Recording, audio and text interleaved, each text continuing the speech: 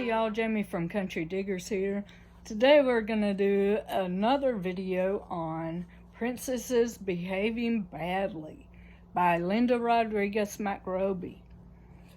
Today we're going to talk about the Sorceress princesses. It's going to be an interesting one. Stay tuned. The Sorceress princesses. Being close to the English throne was a dangerous place for a woman, even if you weren't trying to maneuver the monarchy away from your husband. Not only can bad behavior bring your fairy tale life crashing down around you, just the accusation could cost you your freedom or your head. The charge of witchcraft was a popular one. More people in medieval England believed in witches, sorcery, and the devil as much as they believed in Jesus, God, and the Holy Spirit. They believed without question that there were perverted individuals who made pacts with Satan, sacrificed babies, and copulated with demonic beasts at black masses, had animal familiars, and flew on broomsticks. The pointy hat, well, that was optional. Witchcraft was heresy, a crime that, given the power of the church, endangered one's mortal body as well as one's immortal soul. Often the punishment was execution. That made the accusation of witchcraft, which could be difficult to disprove, a handy way to neutralize a woman who had grown inconvenient or too big for her britches. Between the kings Henry IV and Henry VIII, roughly 150 years of civil instability, no fewer than 4 royal women were brought down by charges of dabbling in the dark arts. Here are their stories. Joan of Navarre. The French second wife of Henry IV, Joan of Navarre, was among the first European princesses to be accused of sorcery. Joan married Henry in 1402. Several years after he had deposed Richard II to take the throne. Both she and Henry had children from their previous marriages, and at first this medieval Brady Bunch seemed to get along just fine. But in 1419, 6 years after Henry IV's death, Joan was accused of using witchcraft to try to poison her stepson, the young Henry V. No matter that by most accounts, Joan had a pretty good relationship with young Henry and little reason to want him dead. Nevertheless, her confessor, the duplicitous Friar Randolph, claimed that Joan had told him she imagined the king's death in the most horrible manner that could be devised, and she was supposedly using a wax figure of him to bring it about. She was put under house arrest at Pevesley Castle, Pevensey,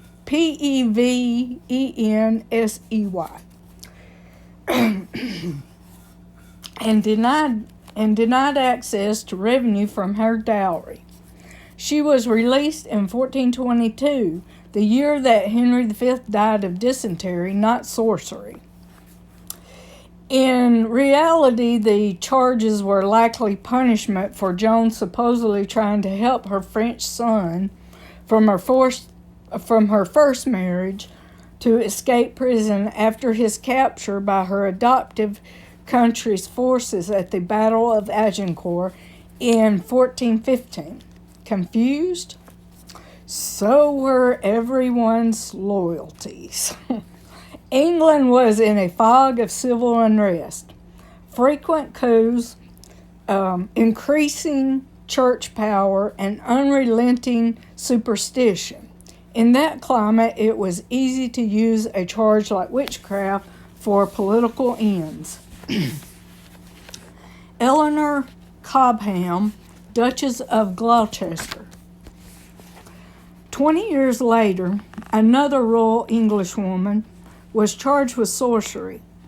Eleanor Cobham was the second wife of Humphrey, Duke of Gloucester, who was the brother of the late Henry V and uncle of young Henry VI. The only thing that stood between Eleanor and the throne was a damp disappointment of a monarch no one really liked. If Henry VI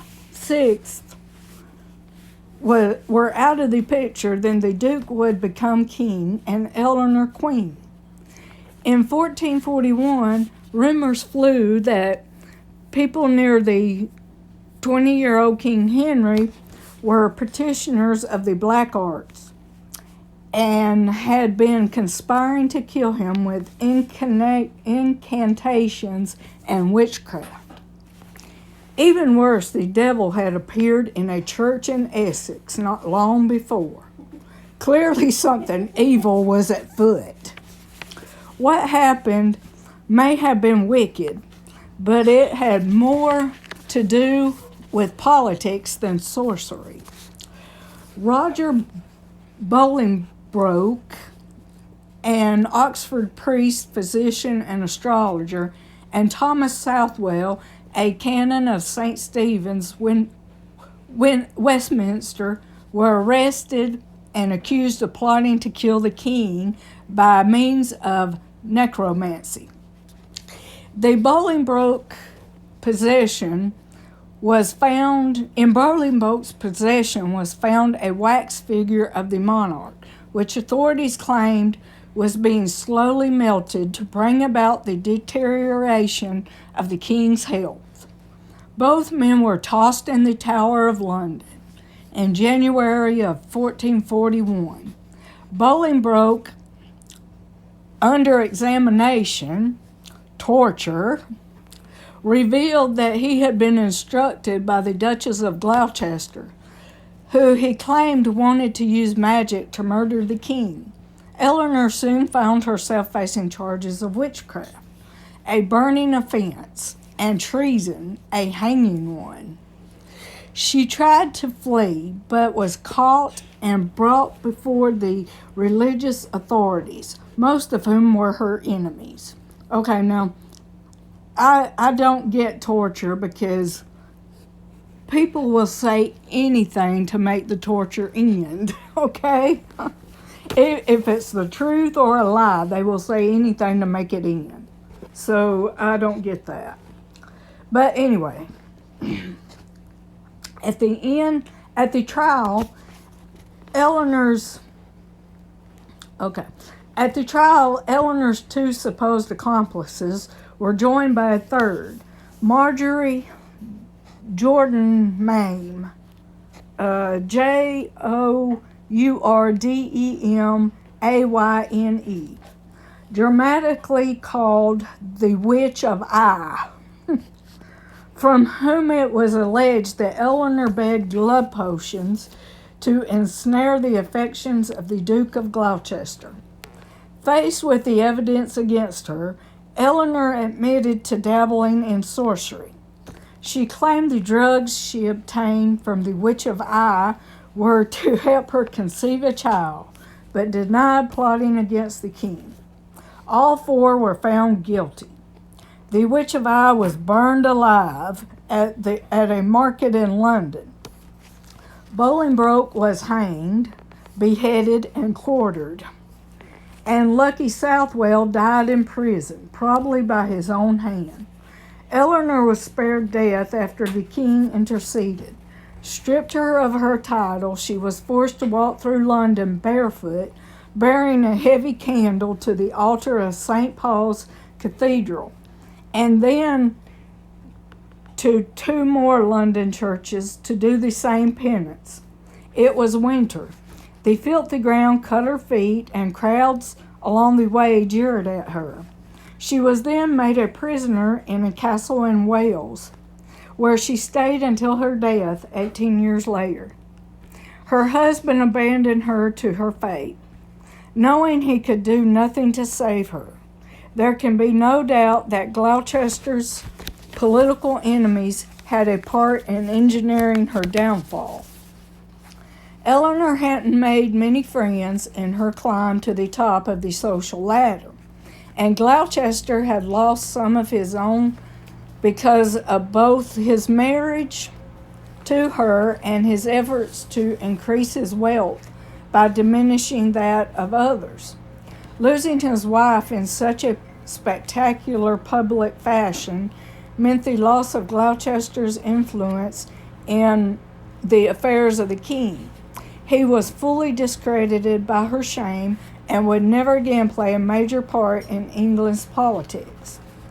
Meanwhile, Eleanor would go down in history as an ambitious sorceress. In Shakespeare's Henry IV, I think this is four. VI, is that fourth or 5, 6? Okay, Henry VI, Part 2. Gloucester pleads with his wife to banish the canker of ambitious thoughts, but haughty Eleanor cannot. When she and her accomplices raise a spirit to tell them the future, they are caught by Gloucester's political rivals and arrested. Gloucester, who hears about her crimes from her accusers, banishes her from his bed and company, and give her as prey to law and shame. That hath dishonored Gloucester's honest name. Okay. Jaquita of Luxembourg and Elizabeth Woodville. 20 years after Eleanor was forced to take these penitent steps, more accusations of witchcraft popped up on the other side of the family tree. In 1432, 17-year-old Jaquita of Luxembourg married John, Duke of Bedford, a 43-year-old widower who was also a younger brother of Henry V and the Duke of Gloucester. 3 years later, Bedford died, leaving Jaquita a young wealthy widow. She remarried within 2 years to Sir Richard Woodville, a minor knight. Despite her marriage, Jaquita was still the Dowager Duchess Bedford, and she remained tangentially involved in court intrigues. She certainly would have witnessed the downfall of the only other living Duchess, Eleanor. So Jaquita would have at least been wary of anything that looked like sorcery, knowing as she did how quickly fortunes in the court of England could change. And wow, they did. In 1461, Edward the IV deposed the mentally ill Henry the VI, with the help of the Earl of Warwick. 3 years later, Jaquita's daughter, the beautiful Elizabeth Woodville, was secretly married to Edward IV, and the Woodville fortunes seemed to be cemented. But in 1469, civil war threatened to throw everything into turmoil. Edward was facing insurrection from his former ally Warwick. Fearing the increasing influence of the Woodville clan, Warwick executed Jaquita's husband and son and charged her with witchcraft. Witnesses came forward claiming that Jaquita had made tiny lead effigies of the king and queen. Gossips claimed that she and her kin could have achieved so much only through witchcraft, and the little figures were part of Jaquita's black magic to pull off the match. Chiquita was ultimately cleared of all charges, but the taint of sorcery remained on her and her daughter and grandchildren. After Edward died in 1483, his youngest brother, Richard III, declared that Edward's children with Elizabeth had no right to the throne. His justification was that not only was Edward contracted to marry another woman before Elizabeth, making Edward a bigamist and their children bastards, but also that the union between Elizabeth and Edward was brought about by magic. Elizabeth's two sons, the 12-year-old heir to the throne, and his 9-year-old brother, were locked in the Tower of London and never seen again. Anne Boleyn. Joan, Eleanor, and Chiquita all suffered under the accusations of sorcery, but at least they got to keep their heads. Anne Boleyn wasn't so lucky. Anne came to the English court in 1522 at age 21 after having come of age in France. Despite her English heritage, she was totally French. Pretty, witty, clever, expertly flirtatious, and devastatingly fashionable. Henry had already made her sister his mistress, but Anne was different. She toyed with him, talked back, and refused to sleep with him, at least for a while. They became lovers of the everything but actual sex sort. Henry, meanwhile, was dealing with the usual royal problem of a wife, Catherine of Aragon, who had not yet produced a male heir. He believed that Anne could, if only she'd give him a chance to knock her up. Okay. For 6 years, their relationship was an open secret in the court. Everyone knew that Henry was looking for a way out of his marriage, that the Boleyns were rocketing through the social stratosphere, and that it was Anne who ruled the court and Henry's heart. But it wasn't until 1533 that Henry's advisors hit up on a clever but dangerous way of getting him his divorce. If the Catholic Pope wouldn't grant him one, then why not divorce the Pope? Henry's decision to usurp the power of the Roman Catholic Church not only got him excommunicated, it also gave the nation a new state religion, the Church of England, as well as a new queen. With Catherine out of the picture, Henry and Anne had a hasty shotgun wedding, and already 6 months pregnant, Anne got her crown. That year, Anne delivered a healthy baby girl, Elizabeth, the future Elizabeth I. But all of her subsequent pregnancies ended in tragedy. She miscarried a boy who, according to popular lore, was a deformed monster, and then another boy. Anne just couldn't give Henry what he desperately needed, and the couple quarreled constantly. Anne was jealous. She made scenes, and Henry was already starting to size up other court ladies, presumably keeping a weather eye out for birthing hips. His roving gaze hit upon Jane Seymour, one of Anne's ladies-in-waiting, a somewhat unsparkling woman who came from a big family and could be expected to breed well. Henry had found his next queen, but a second divorce was out of the question, so his advisors devised another solution. In 1536, on the evidence of one possibly homosexual and defiantly tortured minstrel who claimed he had slept with her, Anne was charged with adultery. Among the 5 men accused of having sexual relations with her was her own brother. She was also charged with treason and conspiring to kill the king, supposedly having chatted about which of her lovers should marry after Henry was dead. Contrary to lore, Anne was not formally charged with witchcraft, but the public accusations made it easier to convict her. Witchcraft explained the miscarriage of a child at a time when people believed congenital defects were Satan's work and the fault of the mother. It also absolved Henry from guilt because he could claim Anne had bewitched him into divorcing Catherine. That Anne was rumored to have an extra digit on one hand and a mysterious mole on her neck were touted as proof of her dalliance with the devil. Anne was found guilty on all accounts by the presiding judge, her own uncle.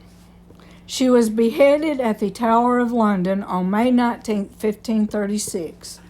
She went to her death denying all charges and still professing love for the king, who had abandoned her. Before mounting the scaffold, she seemed resigned to her fate and joked with the executioner that killing her would be easy. "I have only a little neck," she said with a laugh, placing her hands around her small white throat. Well, hope y'all enjoyed that. Yeah, this was all politics. But anyway, hope y'all enjoyed and have a great bye.